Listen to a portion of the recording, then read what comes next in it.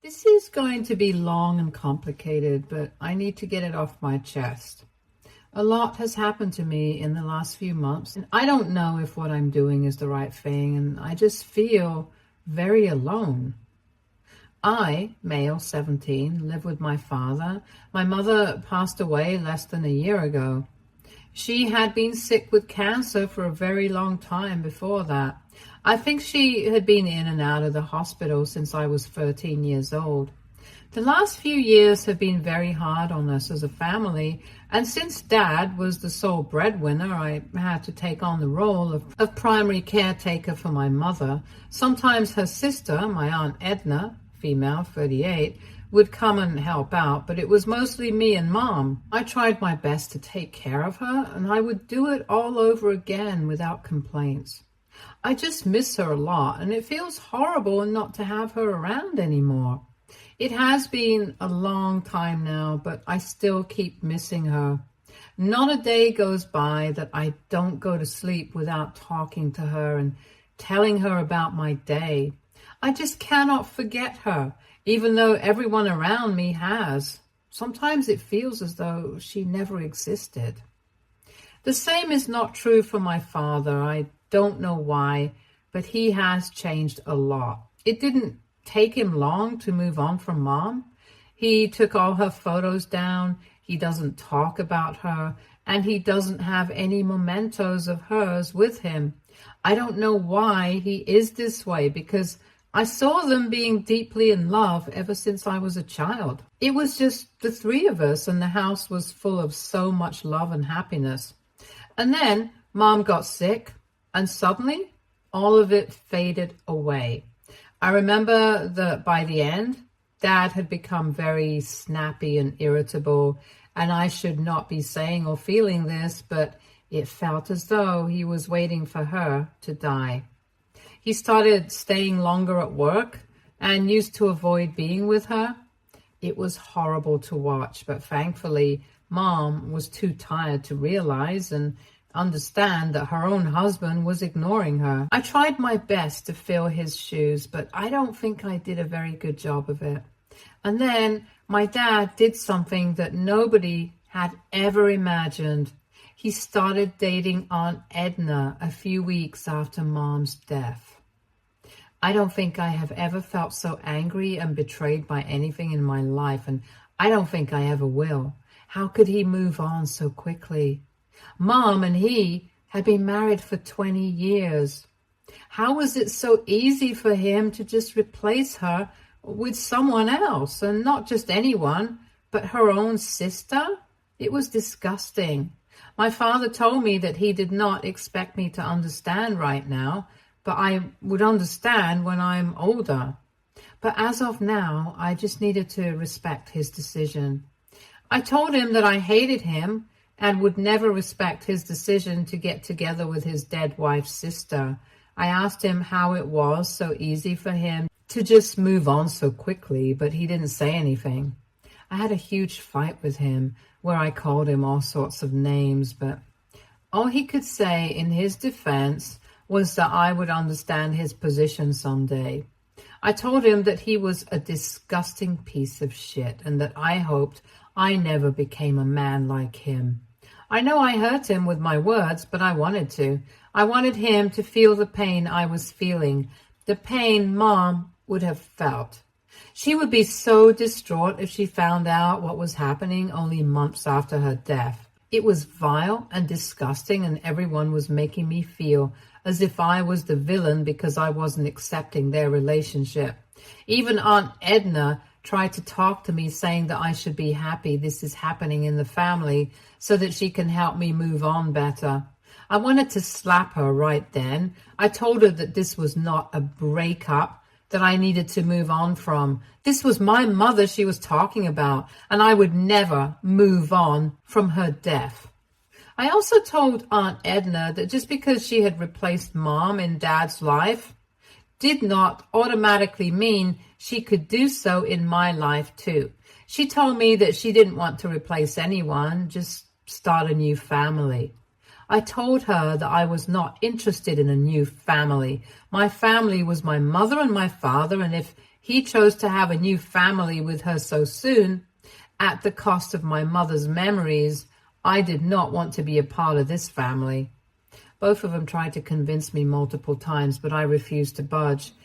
It got so bad that I used to keep myself locked in my room all the time and only came out to eat or go to school. I shut down every attempt from my father to talk to me, and gradually he stopped trying altogether. So it was as if we were in some kind of stalemate in the house. We didn't speak to each other and just kept to ourselves. It was toxic and suffocating, and I know Dad was hoping that I would relent so he could strong-arm me into accepting their relationship, but I stayed firm. I could not allow this, and I know he didn't need my permission to do anything, but I knew that I could never accept something like this, especially so soon. I had thought that this was the lowest he could go, but he surprised me completely.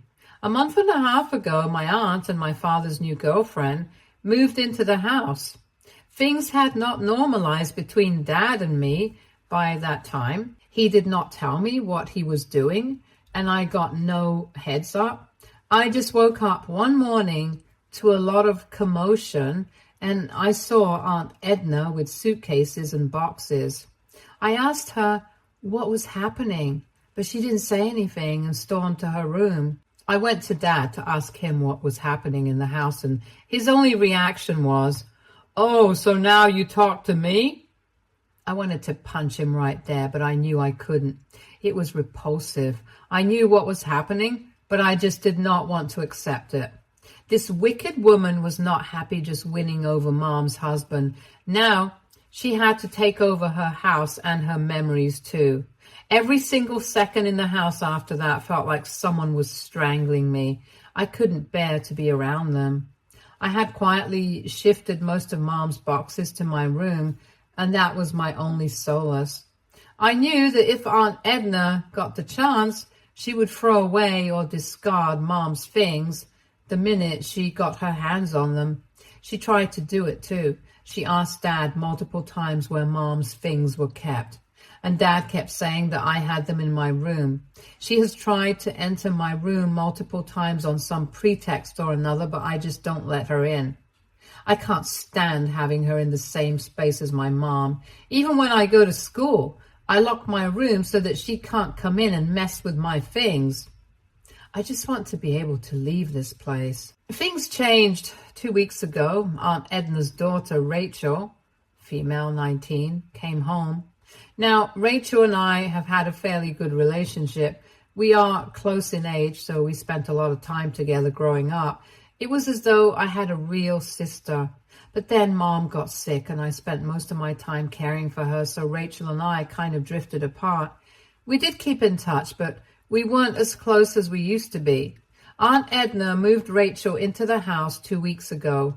I was kind of happy to see her because I felt I would now have someone to talk to. But Dad said that since there wasn't enough room in the house for 4 people, I needed to crash at a friend's place for a couple of days until they figured something out. I looked at him in disbelief. I asked him that if the house did not have space for 4 people, which it never really did, why did he allow Rachel to come here? He said Rachel was in trouble, and as family, it was our duty to help her. I said I was his family too, just like Mom was, but he had no issues in dropping us the minute Aunt Edna waltzed into his life.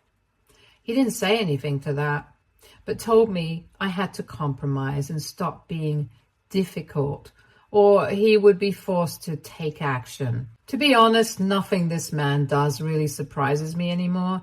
He has sunk to such a horrid level that now I expect him to be a disgusting piece of crap anyway. I wasn't worried about myself. I could have actually crashed at a couple of friends' places. I was worried about Mom's stuff. I knew that with me gone, Aunt Edna would try and do something to that, and I wouldn't be able to stop it. And my dad doesn't care enough about either me or his dead wife to stop Aunt Edna. I was worried sick about Mom's stuff, and I just didn't leave. I went to my room and locked myself inside.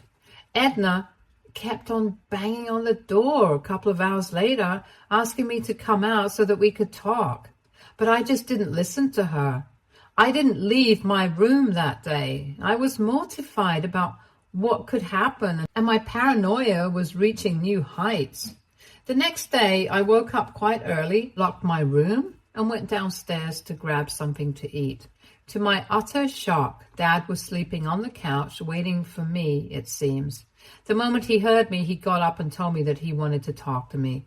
I said I was not interested in talking to him. I tried to grab something from the fridge and sprint back upstairs, but he blocked my way. I tried to move past him, but I was unsuccessful. He told me point blank that I had a week to move out because they couldn't house me anymore, and that he was choosing Rachel over me because I was an insufferable and ungrateful brat who had no gratitude for what he was doing for me. So he would just stop doing it.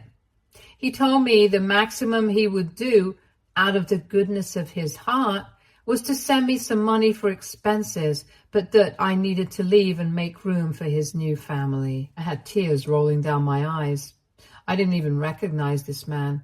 I thought I had only lost one parent, but that was when I realized my other parent did not even look at me as his child. I was just a person to him, or rather a burden that he could shrug off any time he wanted, and I knew that I was powerless in front of him. I could not do anything. I had to listen to him because at the end of the day, this was his house, and he was the one who was feeding me and taking care of me, and he did not owe me anything. At any given point in time, he could just choose to stop supporting me, and I had to be okay with that. I'm turning 18 soon anyway, so he can use that as his defense as well. I know it is favoritism and hypocrisy because he is willing to house and support a 19-year-old Rachel, but not his own son. I don't know what has gotten into him, or maybe he was always like this, a selfish and disgusting human being, and it just took this tragedy and trauma to see him for what he really is. I didn't say anything, went back to my room and cried my heart out. I was being abandoned by my only living parent, and despite everything he had been doing to me for the last few months, it still hurt. We hadn't been talking to each other, and I had begun to realize that maybe I didn't matter to him. But I had still held out hope that one day things would get normal and we could go back to being father and son again. Clearly, that is never going to happen, and I feel like a moron for believing that this was even a possibility. He didn't love me, and he didn't care what happened to me. As long as he got to stay with Aunt Edna, he did not care about anything else. I didn't know where I would go or where I would keep all of Mom's stuff. I was willing to keep only 2 pairs of clothes for myself, but I just couldn't part with any of Mom's things. They are the only bits of her I have left, and I can never let them go, ever. A few hours later, I heard a knock at the door. I did not want to open it, but it was Rachel on the other end. She said that she wanted to help me and that I needed to talk to Grandpa, maternal grandfather, as soon as I could. She then slid a letter under my door. I didn't trust her, if I'm being honest. I know she was a good person, but it had been years since we had had an actual contact or bond. And at the end of the day, she was her mother's daughter, and her loyalty lay with her mother and no one else. So I was very skeptical, but I was also out of options, so I decided to talk to Grandpa. I mean, how much worse could it get than it actually was at this moment? I called up my grandpa, he lives in a different state, and started bawling on the phone when I heard his voice. He asked me what was wrong, and I somehow managed to string together coherent sentences to tell him what was happening.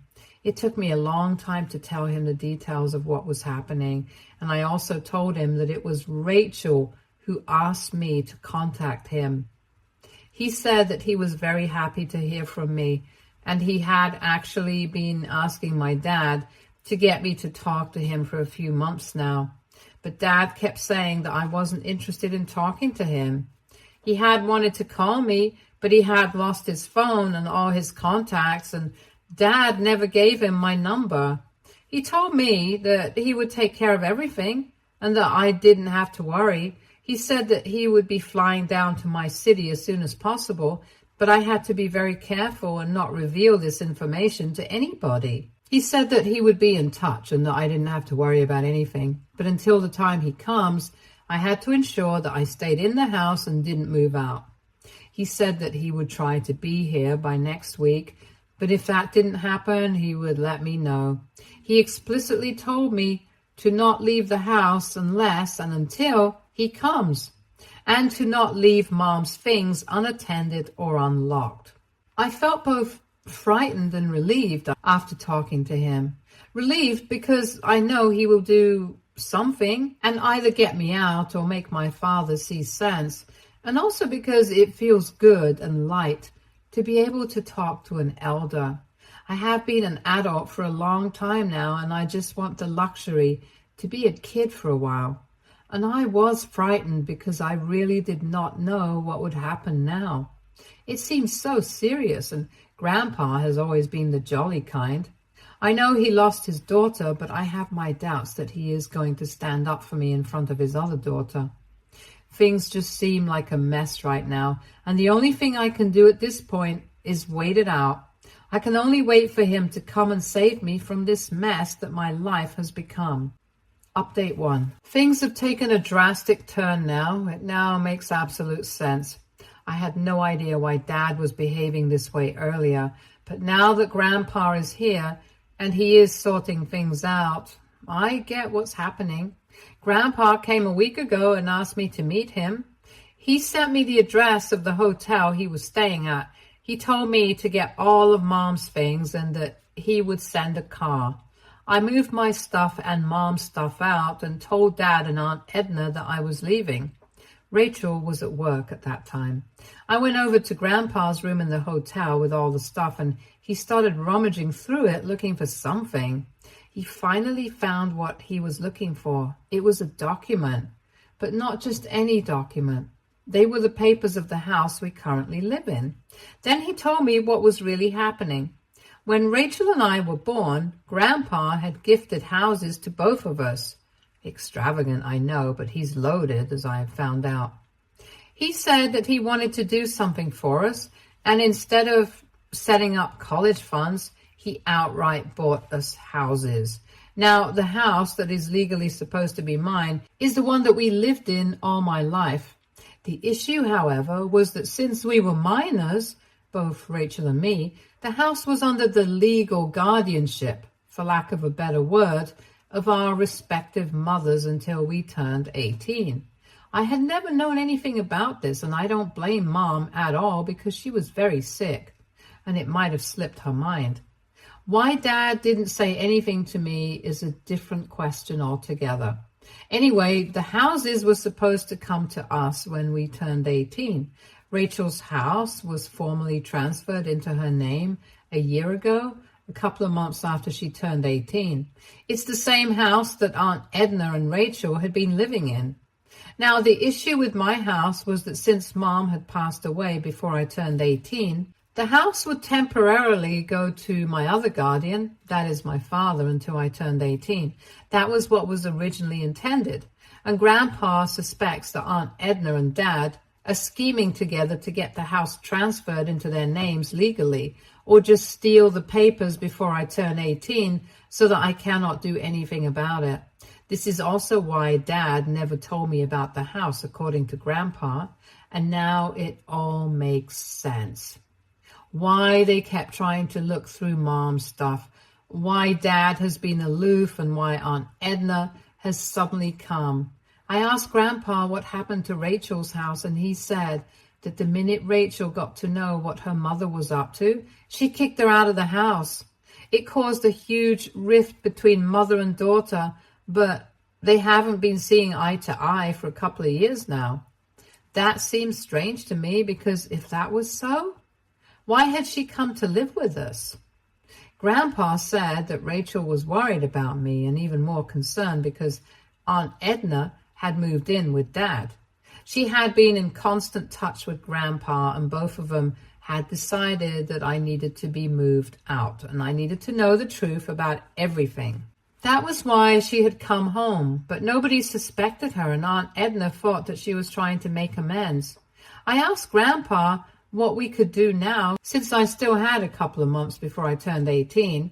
Then Grandpa told me that Mom had actually begun to suspect that Dad had designs on the house when she was sick. She also had a hunch that Dad was having an affair, but she did not know who it was. I think it was Aunt Edna all along. That was when she called Grandpa and asked him to sit with her and get the guardianship details of the house changed. As it stands now, my dad is not the legal caretaker of the house until I turn 18. Mom had, without his knowledge, changed the clause in the document and made Grandpa the caretaker.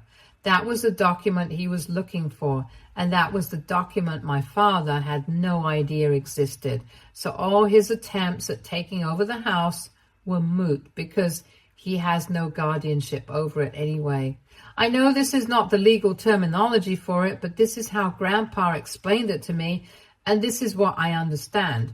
So essentially, Dad has no right to be in the house anymore. And my grandpa is going to do just that. He said that he has decided he's going to live with me in the house until I turn 18, and since he is the guardian as of now, he is going to throw Dad and Aunt Edna out. I got scared when he said that. I couldn't believe that I had this kind of power over my dad, and to be honest, I wouldn't know what to do with it. I'm still a kid who lost his mom and has a troubled family, and I don't want to get embroiled in legal issues too. I have handed over the reins to Grandpa, and I'm just going to do as he says. I'm too exhausted by whatever has been going on, and I just need some peace. I told Grandpa that I would do as he says, and he told me not to worry. I just hope these issues resolve themselves, because I don't think I have it in me to take any more drama or hurt. I'm completely broken, and I just want out. Update 2. We confronted Dad and Aunt Edna. When they saw Grandpa and me together, they turned pale.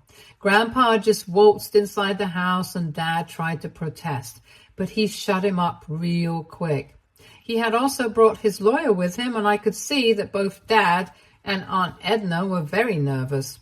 Grandpa, without wasting any time, told Dad that he was the guardian of the property for the next few months and he wanted to relocate here, which is why he was giving Dad a month's notice to leave the place. My dad got up and started yelling at Grandpa that he had no legal standing, and very harsh words were exchanged. My grandpa just showed him the copy of the new papers, the ones that Mom had made in secret, and my dad's jaw hit the floor. He said that this was a forgery and that he didn't believe it. But Grandpa said that Mom had the right to change the nominee whenever she wanted to, and she had done it. So Dad couldn't really do anything but accept it. Dad could not believe that this had happened, and neither could Aunt Edna. Rachel was laughing. It genuinely seemed that she was enjoying this entire meltdown, and for the first time, she came over to my side and hugged me. I hugged her back and thanked her for everything she had done for me. When Aunt Edna saw this, she realized that Rachel had gone behind her back to help me, and she yanked her arm and slapped her straight across the face. She hit her really hard, and now Rachel has a cut on her face. And the badass girl that she is, she just started grinning and said that she was now going to press charges. Aunt Edna sank to the floor in tears. She kept on saying that she was her daughter and that she couldn't do something like this, but I could see the hate in Rachel's eyes. She's not going to let Aunt Edna get off easy. Dad realized that all of this was developing into a huge shit show, and both he and his little girlfriend were caught on the wrong side. Here, he starts to make amends. He tried to take me aside and talk to me, but Grandpa stopped him. He said that there was no need now to talk to me since he had made it very clear that his loyalties lay with Aunt Edna, not me. Dad said that this was between father and son, and Grandpa had no right to interfere. I told Dad that Grandpa has every right to interfere, and I did not want to talk to him anyway. Nothing he could say to me now would make any difference. And finally, all the pent-up anger came out. I called him every name in the book and told him everything that I really thought of him. I told him that he was a failure of a husband and dad, and therefore a failure of a man. I said that he had the chance to make things right and to let us be a family again, but he was too greedy and selfish to ever want anything that would ease others' pain. I don't even remember half the things I said because I had no control over myself in that moment.